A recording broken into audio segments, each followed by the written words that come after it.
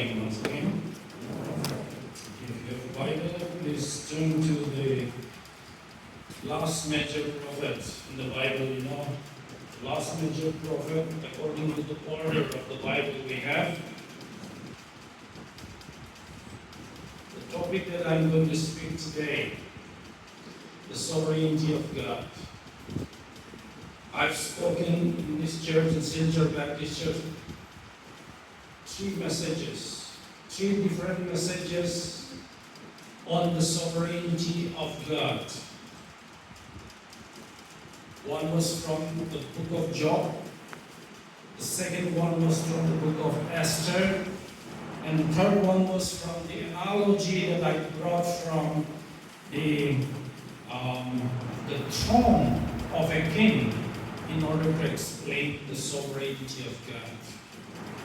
And this morning, the Lord has prepared me another message from the same topic, the sovereignty of God, and this time is from the book of Daniel, as you just opened here. The book of Daniel, as we know, the theme of the book of Daniel is considered to be found in chapter 4, verse 17. The decision is by the decree of the watchers, and the sentence by the word of the holy ones, in order that the living may know that the Most High rules in the kingdom of man, gives it to whomever he will, and sets over it the lowest of man. May the Lord bless upon the reading of His wonderful word. We'll be picking several verses from the same chapter, and basically we'll be concentrating on chapter 4.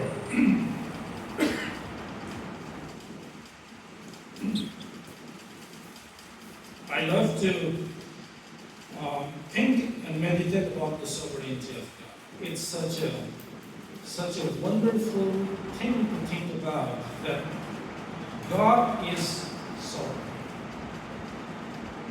And we'll try to understand the meaning of sovereignty of God.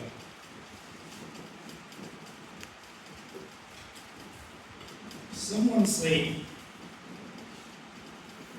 sovereignty is the most favorite doctrine of God Himself. And I love to think about His statement. We talk about several attributes, incommunicable attributes of God. And of course, none of those incommunicable attributes can be taken away and He still be God. But when I think about this sovereignty, the sovereignty of God, very often we try to understand the sovereignty of God with the idea of supreme power and supreme authority. And of course that's true. The supreme power of God and the supreme authority is very much necessary for God to be so. But actually, sovereignty of God goes a little further than that. One can be omnipotent. God can be omnipotent, but suppose He doesn't have sovereignty. He is still accountable to someone. So,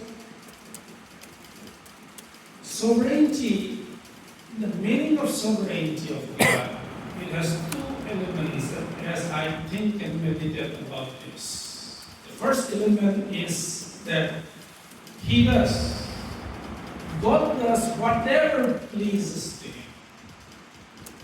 And of course, it takes supreme power to do that. If He doesn't have the omnipotence and all-powerfulness, He can do whatever pleases to Him. But the meaning of the sovereignty is, number one, the fact that He does. He does according to His own good pleasure. Whatever pleases Him, He doesn't. The second element of the meaning of sovereignty of God is that He is not accountable to anyone. He's not accountable for his actions to anyone.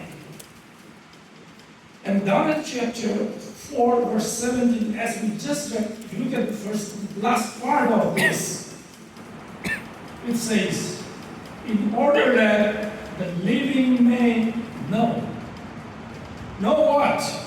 That the Most High rules in the kingdom of man, gives it to whomever he will, not on the basis of who someone that is or is not, and sets over it the lowest of men.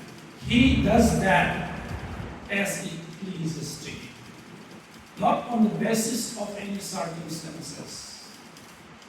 And if you try to understand the context of chapter 4, and of course chapter 1, chapter 2, chapter 3, it has to do with Daniel and Nebuchadnezzar, the story of Nebuchadnezzar concerning the book of Daniel is only up to chapter 4. Nebuchadnezzar had already dreamed in chapter 2, chapter 1, right? This is the second dream that he dreamt. And if you look at the beginning, how it started, the beginning of chapter 4, Nebuchadnezzar is making an announcement. He is making a declaration to all the people of his kingdom, or maybe even beyond that. And because it says, Nebuchadnezzar the king to all people, nations, and languages, and dwell in all the earth. Peace be multiplied to you. I thought it good to declare the signs and wonders that the Most High God has worked for me.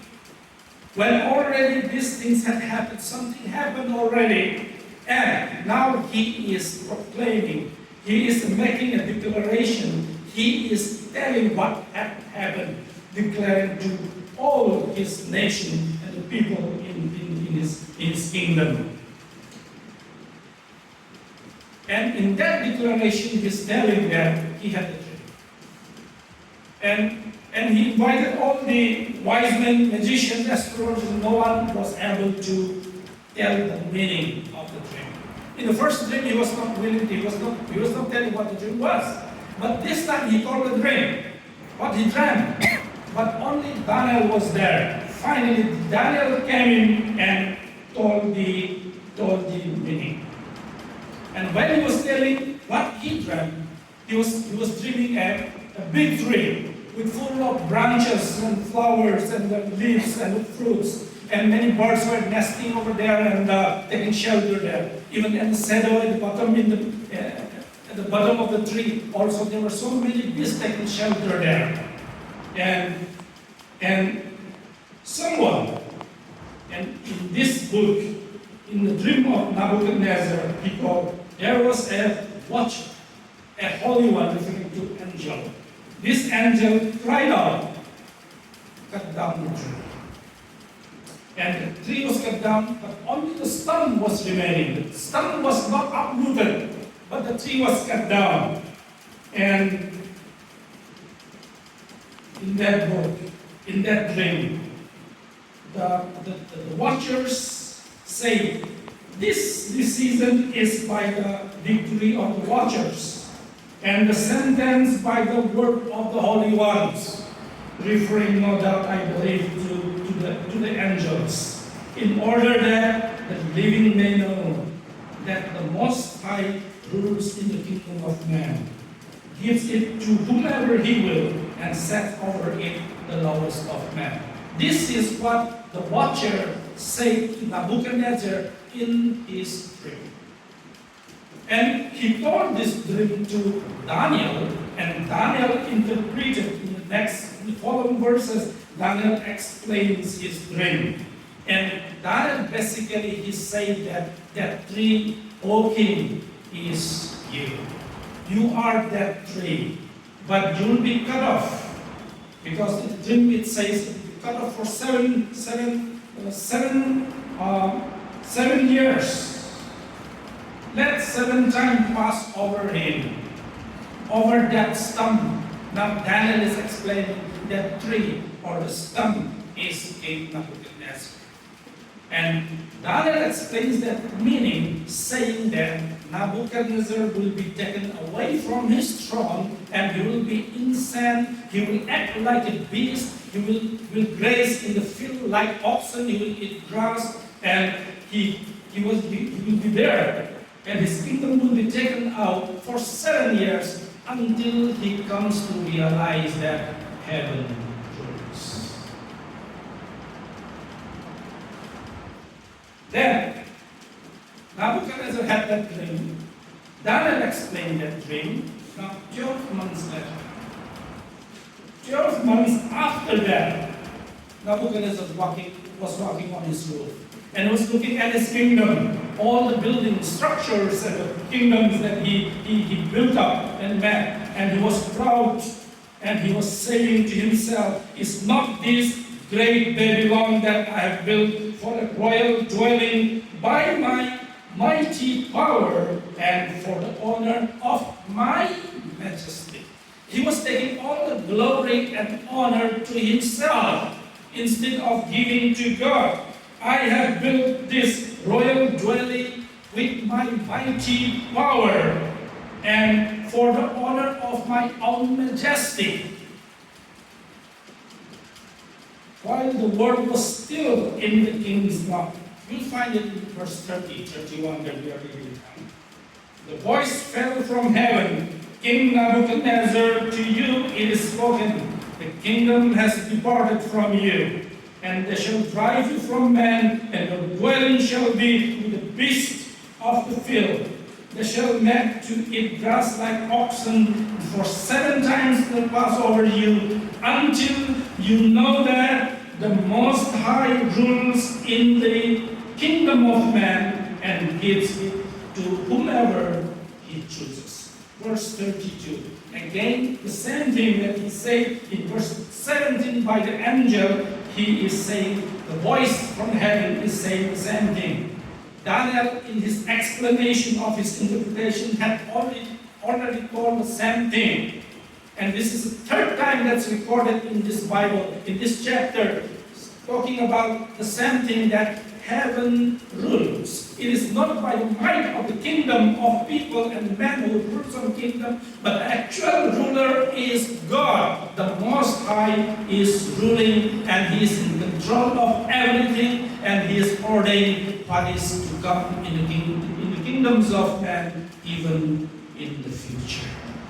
That's what the book of Daniel is all about. Think about the image of that Nebuchadnezzar saw. The image, the golden head, the soldier of silver and bronze and iron and clay, talking about the Babylonian kingdom, the Persian and Medo-Persian kingdom, Alexandrian kingdom, empire, and the Roman empire. God has ordained everything.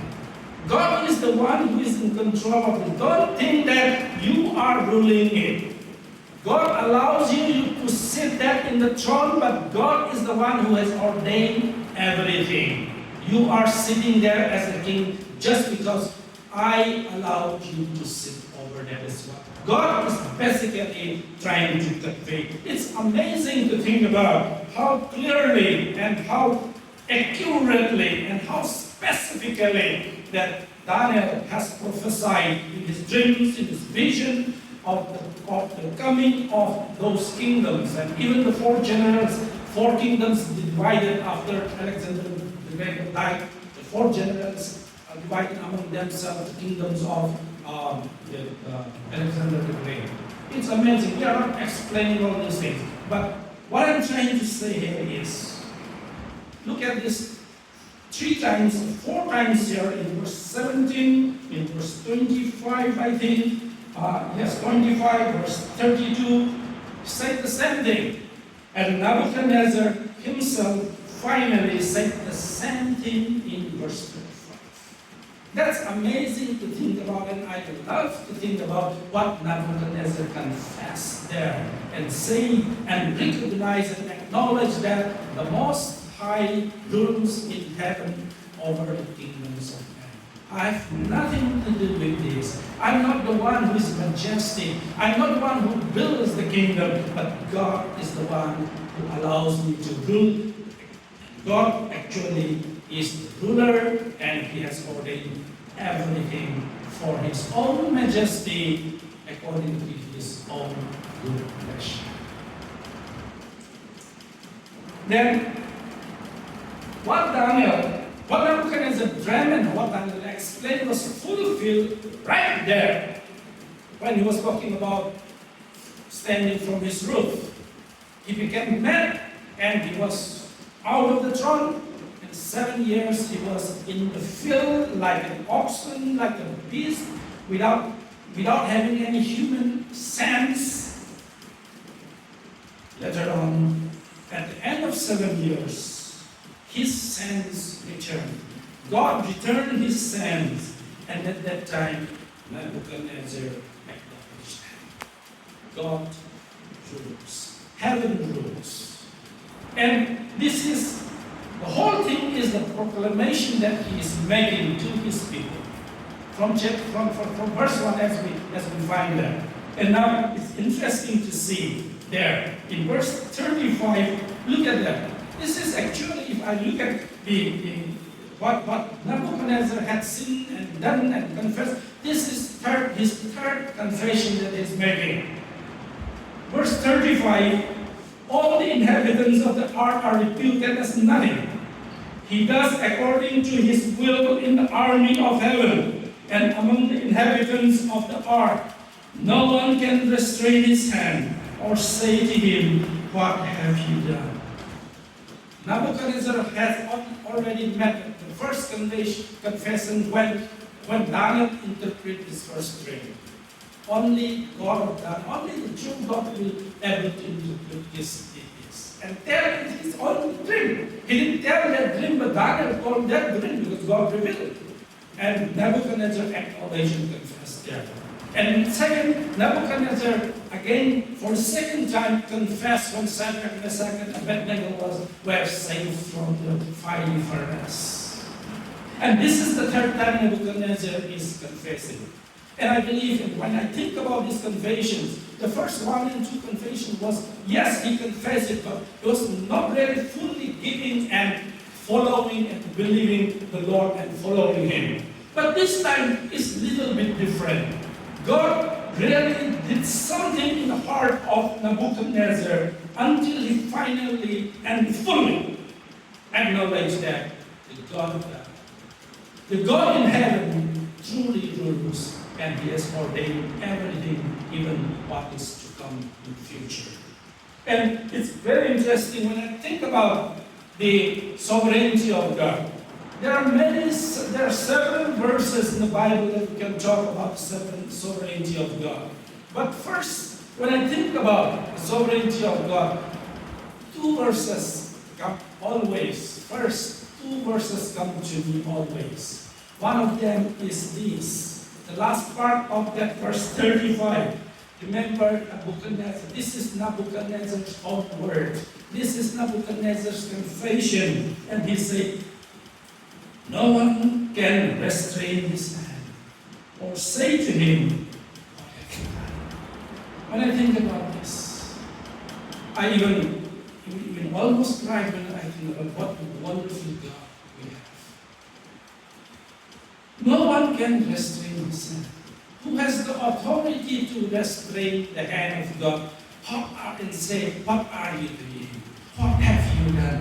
Or why have you done? Nebuchadnezzar acknowledged that.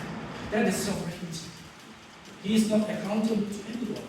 He is the supreme authority, and no one is able to, no one can and is able to, no one is there to dictate him to do or not to do. He does whatever he pleases. And he is not accountable of his actions to anyone.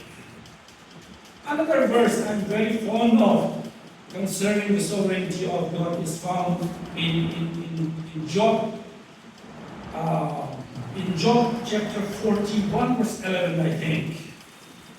Job chapter 41 verse 11, and Job God is asking this question.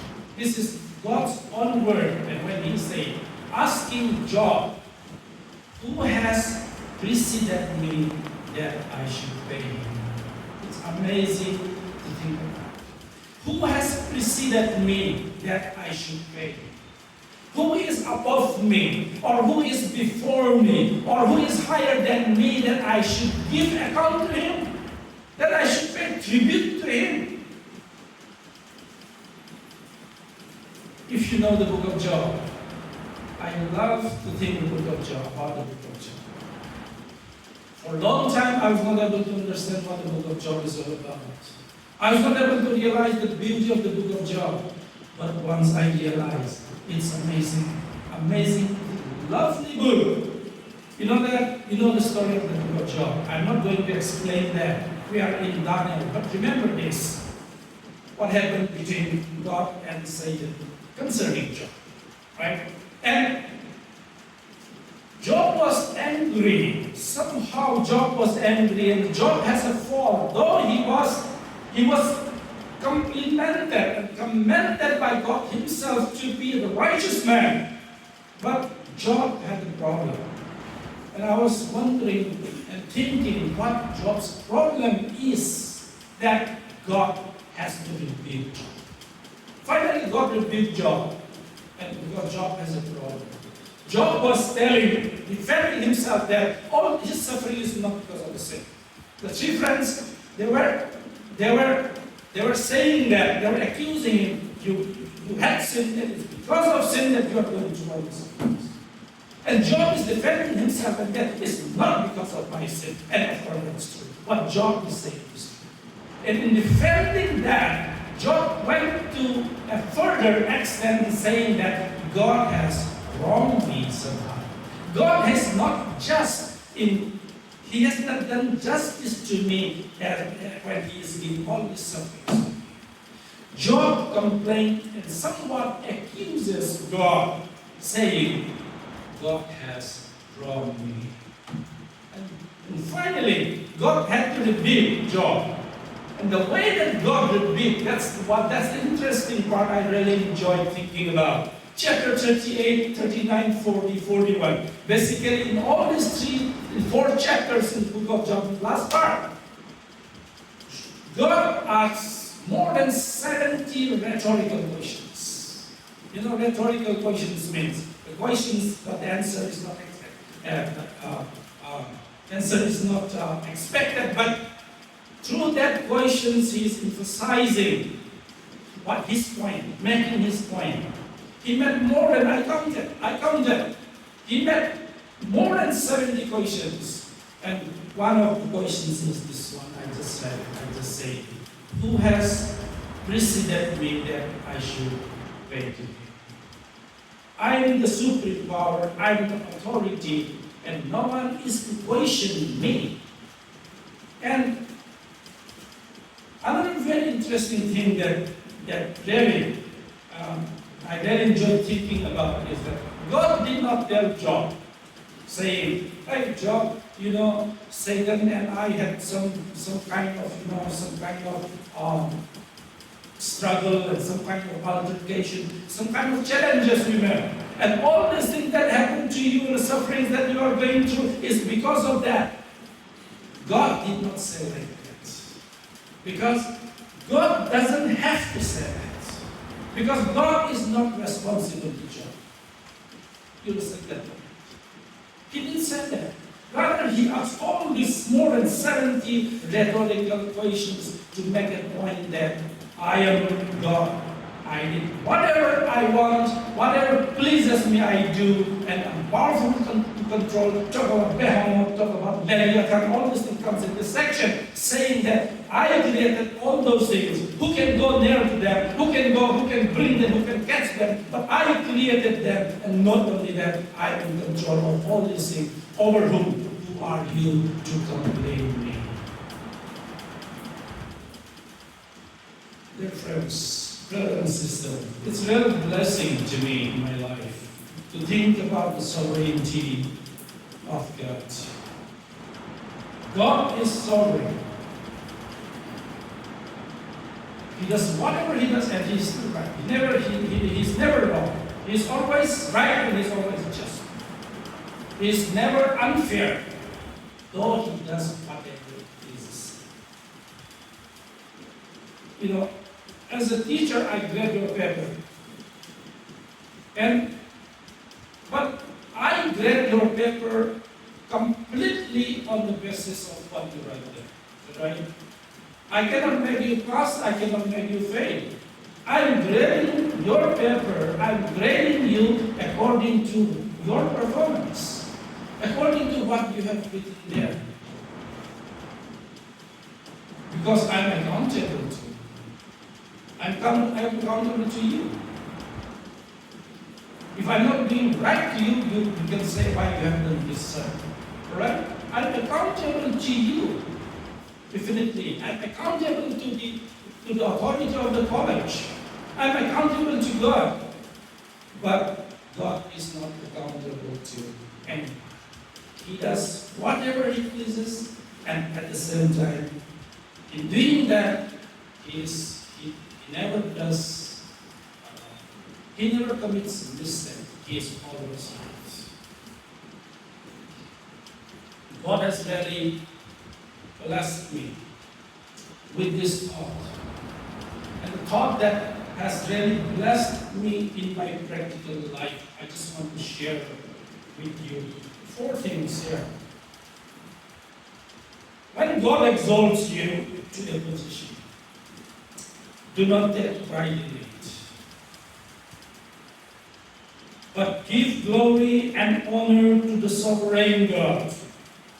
God's action does not depend on who you are and who you are not.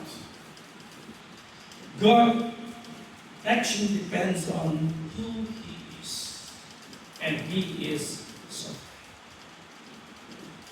He may lift you up, He may exalt you, not because of you are something, but because of who God is.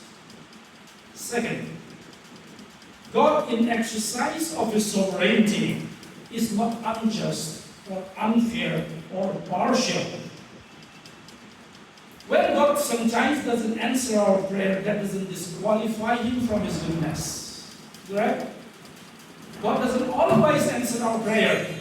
Sometimes God doesn't answer our prayer, but that doesn't make Him bad. That doesn't make Him wrong. God still is right.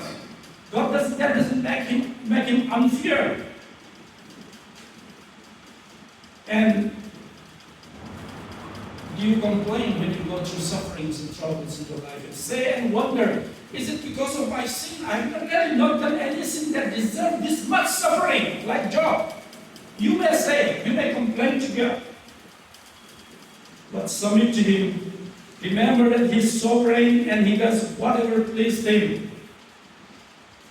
Many years back, I went to Jerusalem to meet a family friend there.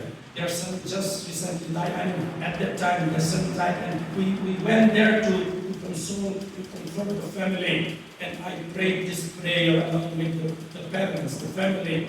Lord, you are sovereign, and we don't have any complaint against you, but give comfort and peace to this family. Basically, that's the prayer I prayed. At the end of the prayer, the lady said, the mother said, and indeed, God is almighty. God is sovereign. He doesn't use that word sovereign in English, but this is what she was saying and trying to express. And of course, we don't have any complaint against God.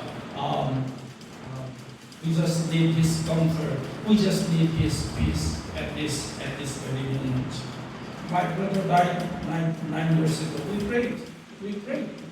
We prayed and prayed, but finally the Lord took him away. God did not answer our prayers. But that doesn't make God bad or evil because He didn't answer our prayers. God is still right. Even if He doesn't answer our prayers at times, because He is sovereign. He is sovereign God. My son, he had He was affected by COVID in 2021 in Coimbatore, and he was with oxygen for 2 weeks in hospital. We thought he would not make it. We thought he would die. We prayed and prayed, and finally God healed him. And I said to myself, praise God. God is good. You are a good God. And suddenly I remember, and I thought again to myself and said to myself, is God good because my son was healed? Is God good because God healed my son? Even if God doesn't heal my son, even if God takes away my son, He is still good. God is still good. That explains His sovereignty. That God is sovereign. When we don't understand the sovereignty of God, we often complain. We often have the tendency to complain always. I remember my mother, who died some years ago. My mother, she was complaining. Why God is also unfair? God is partial, I think. Why He's making someone so beautiful and making someone so ugly? He could have adjusted and create somewhere in the middle, in average. And I tried to reason with her and try to explain with her, Mom, you see, you are able to say and recognize something is beautiful because of the existence of something is ugly. You are able to say that this is beautiful because you know that something is ugly. If God did not create ugliness, you will not be able to differentiate and you will not be able to understand how and what the beauty is. And she said, but you see, why I should get the ugliness and someone beauty? He should give me the beauty part to me. You see, that is the sovereignty of God. Can the pot claim to the potter and say and complain, why do you create the way I created? That's the example the Bible gives in Romans, right? The pot cannot really complain and say to the potter, why have you created? That is the sovereignty. Sovereignty of God explains that. And when you understand the sovereignty of God, there will be no complaint in your life. Whatever happens in your life, you'll be able to entrust things in the hand of the Lord. Finally, one point. Last point I'm blessed with is no matter how strong and weak you are and your people belong to, as a nation, as a community, as a tribe, God will humble or exalt according to His own good pleasure. The existence of our community or our nation or our tribe, and the existence and how long that our tribe and our community will exist in this world does not depend on our effort and the war to win or war to effort to survive. It depends on the sovereign God. As God wills, He is going to exalt. As God wills, He is going to keep it. As God wills, it's going to disappear. Even family, your descendants. Sometimes you may think and you may wonder, oh, I have no children, and I have no son who is going to keep my posterity in the future. Why do you worry about it? God takes care of it. That your posterity remains in next generations to come is the matter of God to do that. Your effort is not going to help in any way. Therefore, we don't need to worry because heaven rules and every knee bows down before Him. He is in control. He rules over the kingdoms of God. God bless you. Heavenly Father, thank you so much for your word, your teaching. Because you are so wonderful, your words are wonderful. How we enjoy thinking and meditating about it, O Lord. Our hearts are thankful this morning that you have reminded us once again, you are sovereign God, and He does whatever